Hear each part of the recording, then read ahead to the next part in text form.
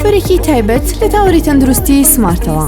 پشکنینی پێشوەخت بریتیە لە ناسینەوەی حاڵەت و گرفتە تەندروستیەکان لەو کەسانەی کە نیشانەی ناسەرەوەیان تێدا دەرنەکەوتووە. ئەمەش لە ڕێگەی تاقیگە و تیشک و پشکنینی ترەوە لەلایەن پزیشک یاخود کەسی پسپۆڕەوەیە. پشکنینی پێشوەخت ئێستا لە تاوەری تەندروستی سمارت بەردەستە و تۆی بەڕێز دەتوانیت بۆ بەرگرتن لە هەر ڕوودا و نەخۆشیەک سەردانی تاوەری تەندروستی سمارت بکەیت و لە تەندروستی خۆت دڵنیابیت. لای ئێمە دەتوانیت بە پێی تەمەن و ڕەگەز داوای پشکنینی پێشوەخت بکەیت کە پاکێجێکی تایبەتی ئاسایی و پێشکەوتووە بۆ تۆی بەڕێز ئامادەکراوە کە ئەمانە لە خۆ دەگرێت: شیکاری تاقیگەیی، سۆنەر، شیکاری چاو، شیکارە شێرپەنجەییەکان، سیتی سکان، هەناوبینی بە ناوزۆر بە دوواداچوون بۆ کێشەکانی دڵ لەگەڵ چەندین شیکاری پێویست. تۆی ئەزیز سەردانمان بکە و زانیاری تەواو وەربگرە و لە تەندروستی خۆت دڵنیاتر بە.